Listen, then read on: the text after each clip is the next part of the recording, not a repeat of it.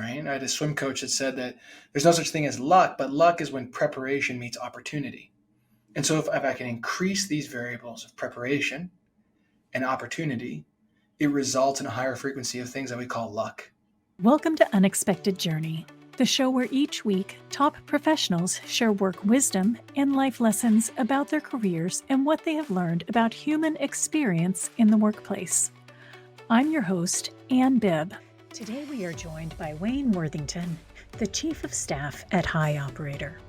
He is also a Marine veteran with a passion for merging artificial intelligence and the human spirit. He has a wealth of experience in corporate strategy, innovation, recruiting, and team leadership. Before we begin, don't forget to subscribe and leave your comments below. Now let's get started. Welcome back to Unexpected Journey. Today, I have the pleasure of chatting with Wayne Worthington, who is not only the Chief of Staff at High Operator, but he is also a Marine veteran, which is near and dear to my heart as I have an active duty Marine son. And so that is super special to me. Thank you for your service and thank you for being on the show today. Yeah, and thank you for the support. It's always encouraging to hear that from anyone and everyone. And also happy to be here. Really looking forward to this conversation with you and certainly a listener of the podcast. I appreciate that. We all appreciate that. You're one of the reasons that we're able to keep it going and keep everything going. So you have been with High Operator for a while. We actually had your boss on the show. She was on episode 2. And so we got to learn a little bit about what High Operator was doing. But, it's been a minute. And y'all have been doing a lot of new things. And you were one of the first BPOs that I had the chance to talk to that was really jumping into the AI game and was doing some interesting stuff with it. And one of the interesting things that you and I have talked about was really the data-driven approach to outsourcing. And I'd love to hear more from you on what that means and what data-driven outsourcing means to you. Yeah. Well, data-driven outsourcing, in the contact center, I hear often that folks will say it's a treasure chest of data. And guess it is. It is. But in the legacy methods that are used by almost everyone, that treasure chest is locked and buried because the data is too dirty. It's too dirty because agents are the ones that you ask, hey, you have to tag this, and here's a new tag, and here's a new change, and so that data isn't great. And so at High Operator, we are an AI-first BPO, a software-first provider with humans and the tech, our agents in-house. And so that makes clean data for us. It makes very clean data. And so what does that mean? I know that perhaps when Liz was on here, she said we're a bunch of data nerds that found ourselves in customer service, and we do everything we can to let that lead us to where we need to be inside of organizations that we support. One of the favorite phrases that she used was the human in the loop. And it still, like to this day, sticks with me, was that your agents were the human in the loop of your AI-centered technology. And it just was like, oh, the human in the loop. It just to this day still resonates with me. Yeah. Well, here, we really believe in building an organization that finds the perfect balance between tech and people. And we happen to deliver that inside of customer service today. And so human in the loop, like what is the loop? Well, the loop can be servicing customers, but it's also inside of our technology, which enables those to happen. And when needed, the person's there at the intersection that humanity, place that a person needs to decipher a situation or to help it along, shows up. So when it comes to the data piece of things here is that we tag data all over the place. And we go back and review those things to see what's happening. And you know what? Sometimes we've been wrong on certain situations and policies and procedures, but a lot of the time we use it to continue to refine our models, refine the behavior of our agents, of the customers, of the policies, to start to squeeze out the most efficient system, the most efficient partnership, and also one that meets business goals. Because that's what all has to come back down to. It has to come back down to the P&L. And that can sometimes become distant in the legacy BPO situation. So I've worked with legacy BPOs, 25, 27 years. And the Mhm. phrase people process technology has been a part of my innate system, my system for years. But what I find interesting is when I listen to Liz and I listen to you, it's almost like it's technology process and people, the way that Yeah. you function. And I find that Well, fascinating. yeah, it is. I think, Liz, the great metaphor that I've found on how we're approaching this problem is that of an assembly line. The assembly line, really, that we attribute to Ford and Henry Ford, was a huge unlock for humanity with productivity around machines. And so, with that, that's a technology first delivery solution. Let's put everything in order. Let's have robots do things. And when necessary, a person comes in. Now, all of that technology is backed up by people and engineers that build it and bring that humanity to the system. Now, at High Operator, we have built a virtual assembly line. Our system serves as the integrator of all the different disparate systems of our clients. We understand the necessary actions and steps, and these are the robots on the assembly line that we can dial up and down automation as appropriate, and then let people do the necessary step as appropriate. So this is different. In legacy, the person is at the bottom.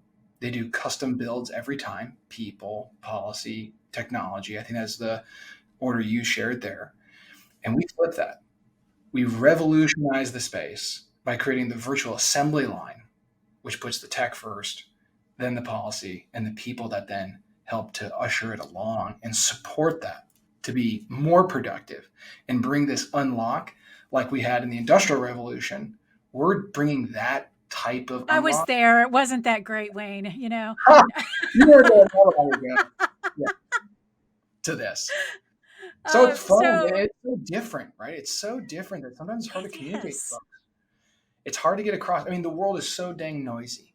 I know that I contribute to the noisiness also with sales emails and things like this. But We something all so do. revolutionary, like conceptually, we see it. But It's it's just moving so evangelize. fast.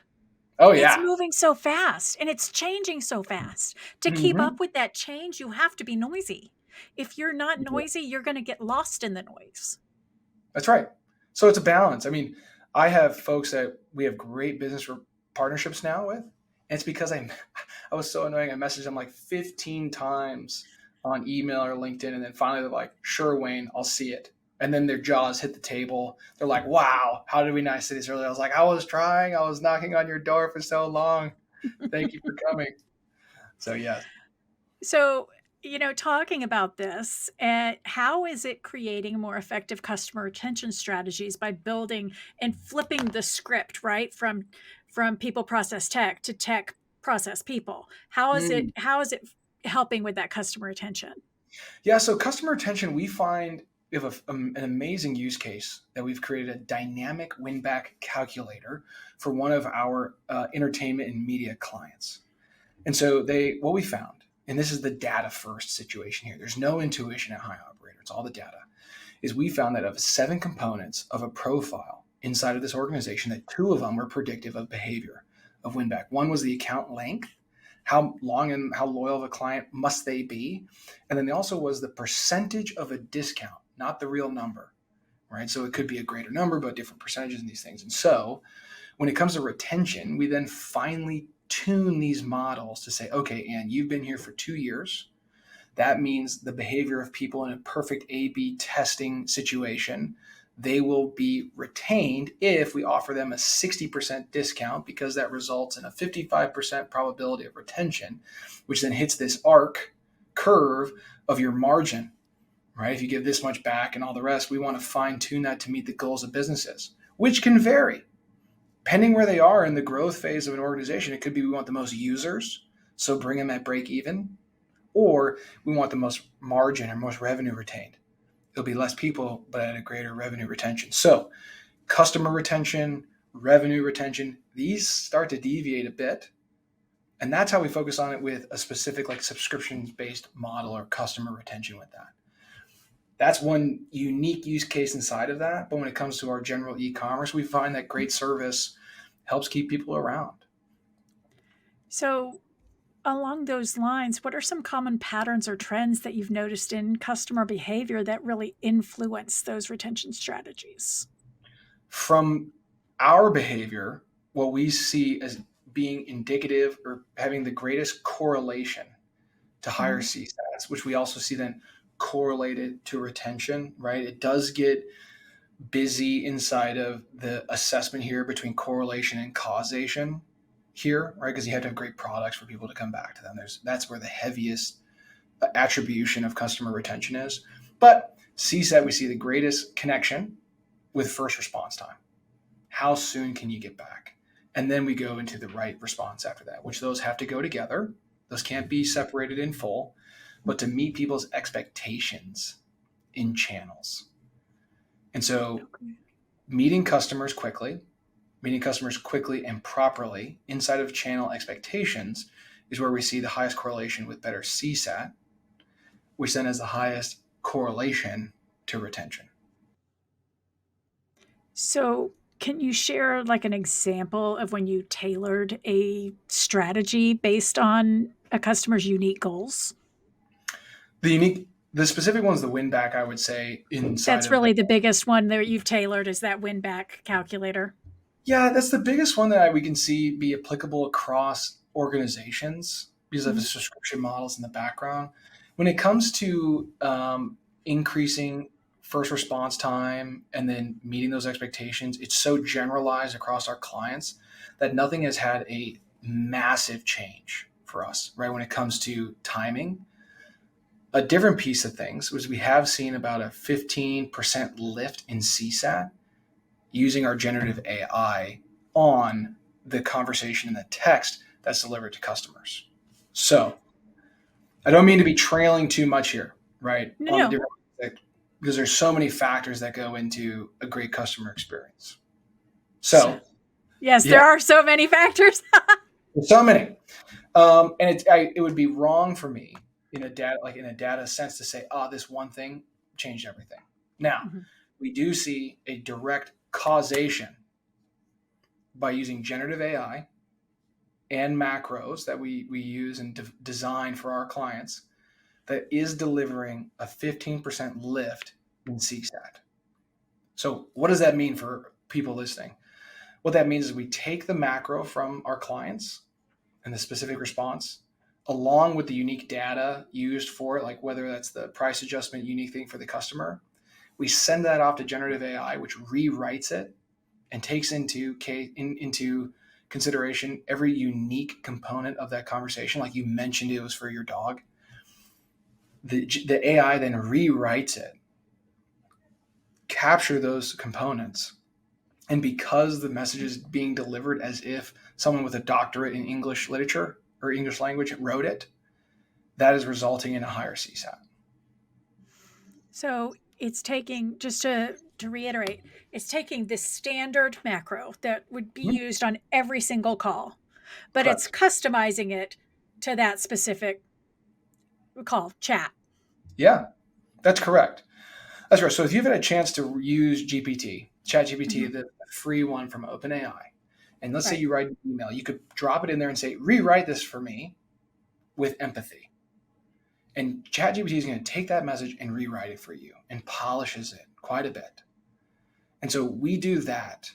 But then we also, because of our virtual assembly line, take all the unique components, the person's background, what they were talking about in the message, the specific item that we're talking with them about in customer service, and put that all in.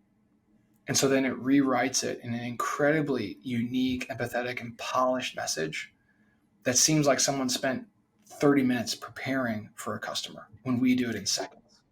And because, let's say I'm the customer, right? Mm-hmm. So it recognizes, because of what I have in the system, because I've been a customer for 5 years and that I've called in 15 times and all of this is already in the system. It recognizes that I have the dogs. I Yep, have, what my dogs' names are, blah, blah, blah, blah, blah. Anything that is already captured, it recognizes it and tailors what is the standard macro to my specific case because of that. that's exactly right. That is incredible. Mm-hmm. And so if you were to Now, message, let's just say the dogs, for example, you're like, where I ordered these dog bones. for my doggie's birthday. Where are they? Standard customer service would say, hey, Ann, thanks for emailing in. I looked up your order. It'll be there in 5 days. Done. Because this customer service rep is trying to get through volume. Right? Right. It's their job. Copy paste out of the macro form. Right. Exactly. At High Operator, we take your background, we take the message that you said is for your dog's birthday, and it's going to rewrite and say, Ann, that's so exciting. This is for your dog's birthday. We're sorry to hear that it's not there, and thank you for choosing us to celebrate them. It will be there in this amount of days. Let us know if there's anything we can do for you. And that little twist goes from good to great in a conversation. It doesn't feel like I'm just a number at that point. It Exactly. feels like I'm an individual. Mm-hmm. It does. And that, to me, as a customer, I'm reading that email, and not only does it not feel like a copy paste, it feels like you're recognizing me as a person and you're recognizing my dog. Exactly. So now think about how these actually like split each other. You would think that that would be more expensive. You would think that that would take more man hours to do, to have a hyper customized message. The hyper customized message is delivered with less man hours, with less time, and more technology. So we can deliver a greater product and a greater service at less cost, faster, and with that lift in all the CSAT piece. And that's what happens when you flip the script. You put technology at the core that's supervised by humans. Where do you, like, I know that just in the last 6 months to a year, High Operator has really grown substantially, especially with generative AI. Where do you see it going in the next 12 to 18 months? Our company or our technology? Both. Yeah. It's moving really fast, Ann. So we have very quickly, in the last 6 months, begun pilots and are shaping pilots with enterprise and publicly traded organizations because there's a great combination of market forces that our solution is a great fit for at this time. Those situations are this: the banking crisis, whether you want to say it's upon us or not, but the squeeze on money, it's tight right now. It's not free like it used to be. Everyone needs to save. A squeeze on access to talent. It's tough to hire. People are interested in also bringing things back to a nearshore and onshore situation. And the last is that there's been a rise in digital fluency of consumers. And so you mix all these together, and High Operator is sitting in a perfect spot for all of that. When it comes to the technology, we have built such an infrastructure inside of this virtual assembly line that High Operator is that we are able now to do end-to-end software that AI that many companies do, that are broken up and fragmented. And so you'd have a multi-vendor solution where you'd have like auto tagging with Idiomatic. You would have summaries and support with like an organization like Solvy. You have chatbots with Ada. Because we build our infrastructure with this, we're able to do all of those components for a brand. And also we're rolling out right now what we're still figuring out what to call, but a super chatbot. The super chatbot uses generative conversational AI. It feels like a person. It doesn't misbehave because of how tight we've built guardrails. And then also it does the tier 0, tier 1 FAQs and tier 2 stuff, like price adjustments, exchanges, returns, and things that most often have an agent in the loop. We're beginning to be able to fully automate. And so in the next 6 months to 24 months, let's say, I think that High Operator, it's going to be a wild rush of growth. It's going to be a wild ride for sure. And one thing that's interesting too, and it's not too good to be true because tech enables it, is that the way we come to our partners is that we want to earn business. And so we set up pilots to do these at so cheap you can put on your company card. We're talking the first month, no minimum. And then like a $2,000 minimum, something like this to pay for some of the huge investment we're going to put in on engineering. And then from there, once we get access, you only pay us per resolution.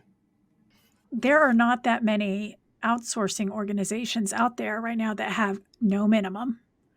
I can only think of one other one. Um, and then from a contracting perspective, do you have like a requirement with regard to a year, or how Yeah. long are your contracts? Look, so right now, where we are is that we go month to month to start in this pilot phase. And so, You are the only, so I now know two outsourcers that have no minimums and no contract, like yeah, year long, because 3 year because long. That's we're amazing. we're so radically different. I just need let in. I need invited to the table.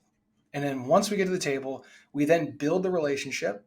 Now, here's what will happen to you for the listeners that I hope to work with one day that are listening is we want and need to displace 10 agents worth of work. I need it to be a healthy relationship for me and for you. So about 10 agents worth of work we want to grow to in the first 3 to 5 months of time because we have to learn each other. So once we grow there, and then contracts go both ways. So it's month to month. After we become comfortable with each other and it's working, we want to extend that. We want to extend it for us and for you because it'd be terrible if we had to walk away from someone and they weren't prepared. That's not okay. So we start off with a like, it's too good to be true. It's not. The tech lets us do it. The fundamentals let us do it. And from there, we want to earn business. So let us in. If we can work together, it will work. If not, we'll find out together. That sounds fantastic, and we are going to have a link on the screen right now because I do know also that you're doing for this show a free consultation as well. So That's there's right. a link below that has a free consultation link. So if you are interested to talk to High Operator to get that free consultation, then please go to that link below, put your information in, and then either Wayne or one of his teams will be in contact with you. Absolutely. So you were a Marine for a while, and then after leaving the Marines, you took this kind of interesting journey before going into BPO. Yeah. Yeah. Doesn't Like, everyone grow up wanting to be in the contact service space? actually, no. Like, what made you take that journey? I mean, you were at Corn Ferry, and then you just kind of went Yeah. this really odd route to get to where you Yeah. are today, and you're excelling and you're doing fantastic where you are today. So it all kind of makes sense when you look back. But it was a very interesting journey. So I'm curious as to how you took that. Yeah. So starting at the Naval Academy, I studied naval architecture, which is engineering of ships and hull design. I mean, the most Navy of Navy things you could do.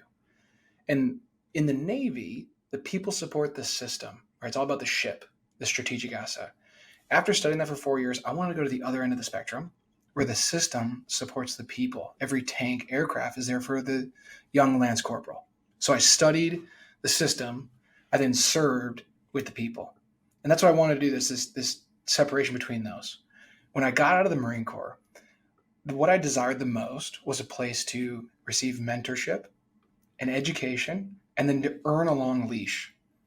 And I had the opportunity to join Corn Ferry and in many ways received a walking MBA in their global software practice where I recruited, screened, and placed C-suite officers in B2B software. And I'm very grateful for that opportunity. I then went to another firm and did it some more, and it's a greater role inside of the search process. And so for about 3 years, I was a talent acquisition or a talent consultant. It was fantastic. Now, here's where perhaps the Marine in me couldn't stand it any longer is I wanted to get into the arena. I wanted to be the guy I was recruiting and not be a consultant on the side. And so I started my own search process. I wanted to find a B2B software organization where I could earn responsibility and have a big impact. And then, the personal side is like, how can I skip the line? I want to be in leadership now. And that's a chief of staff role. And so I interviewed with Liz. We hit it off. We had lunch a few times to make sure it was a good fit. And since then, I started as a chief of staff, integrating our organization, Since then, I've built a partner program, the channel space, and now I lead our go-to-market and sales. And so it's been a fantastic journey. To me, it seems very linear and allows me to have a very wide aperture and view of the world on where I am today, but a lot to learn, a long ways to go. And I remain incredibly encouraged about High Operator and where Liz is helping to lead this organization. I get a chance to support her along the way.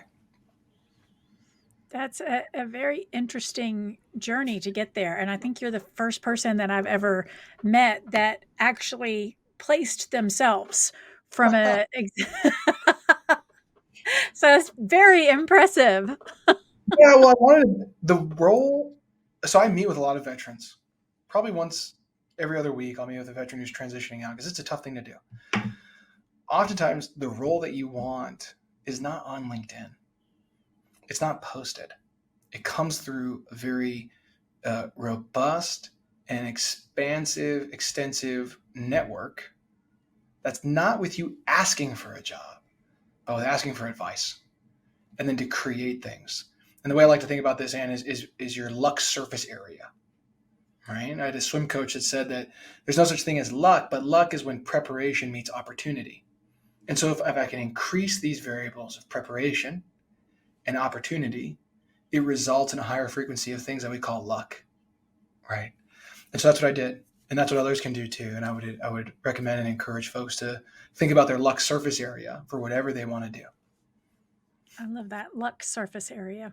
Mm-hmm. So, how has being a Marine, being a veteran, impacted your how you work in corporate? Because those are two very different things, right?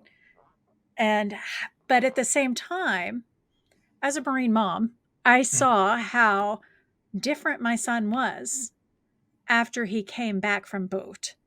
And Mm. I saw the success and all of the positives that instilled in him. So I'm interested to know, as a veteran, how you take that and help you be successful Yeah. in work life now. Yeah.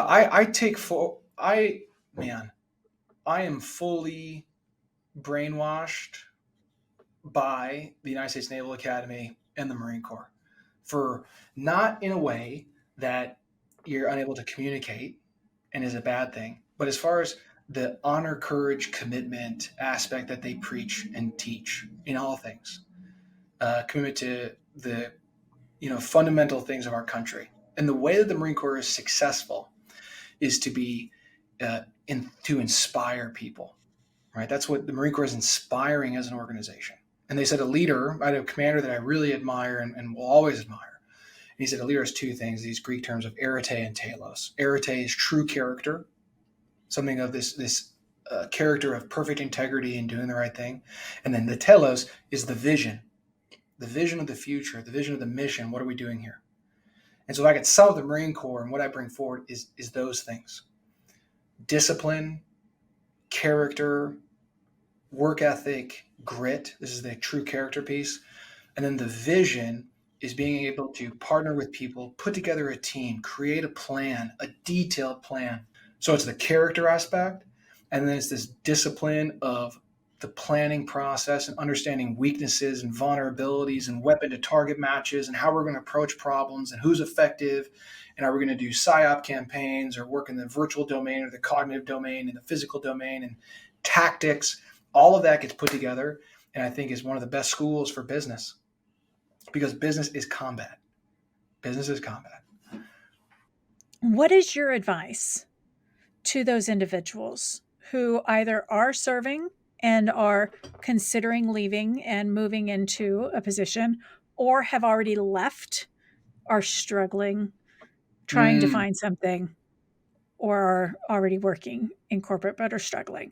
That transition piece that you were talking about earlier, because it is difficult transitioning from the structured military life back into civilian life and finding that job. yeah. Okay. I would recommend three three things. Three things. First, I would recommend to have gratitude for what that chapter in your life was. It's not the same. If you go back, it's different. You don't miss it. You miss the people and the time is gone. And so you have done a great service to this country, and thank you. And have gratitude for what that gave you. Remember the things that it was good for and what it was bad for, but put it in that place in your life, because now you are in a new chapter. And so I think you must come to terms and have gratitude compared to a sense of loss and regret, or that you miss it and you'll never get it back. It's true, you'll never get it back, but it's supposed to be there. It's supposed to be in that time. And now be thankful and reverent for that, to move forward and honor the people that the shoulders you stood on for that time. So that's the first piece. The second one is that it's okay to feel out of place, because you left something that gave you such identity. I had a hard time with finding identity because the Marine Corps gave me this mission that was beyond me. And outside of that, in the civilian sector, organizations don't do that. It's a different relationship. And so feeling uncomfortable or feeling like something's missing is okay, because it's true. It's okay because it's true. And so the second piece of advice here is begin to have as many cups of coffee and conversations with people to find new things to fill your time with that's meaningful. Work has a space now. Your hobbies have a space now. Your friends and your family have a space now. And the last is, and perhaps you can post this link, is that my brother-in-law and I recognize this exact thing. And we've put together a free course on YouTube that we call the Discovery Funnel, a 6-part series on how to discover what you might want to do next, how to have conversations, how to go out there. There's the same process I used to find the chief of staff role at High Operator, and then my brother-in-law used to find his role at AWS, which he loves now also. And so it would be, the last one is the advice is like proactive. So gratitude, it's okay to feel a little off and begin to make space for these different components of you. And the last is, now it's time to get to work, and we'll work forward and find people to help you do it. I love that. Thank you. Yeah. So, Wayne, why would people reach out to you, and how would they reach out to you? People would reach out to us for, I would say, 2 primary reasons. One, curiosity on what is the most advanced, growing, and effective customer service solution out there. If you're curious, reach out. Let me show you. Let me give you a personal tour of High Operator and what we're doing. Curiosity, it's worth my time. It's worth your time, because this is a huge, radical shift in how this is going. We need to learn about it and evangelize the customer service community. 1. 2, business needs. If you need to decrease costs, if you need to increase your effectiveness, right? And you also want to have higher productivity, so faster cost, better, faster, cheaper. All of those are true with High Operator.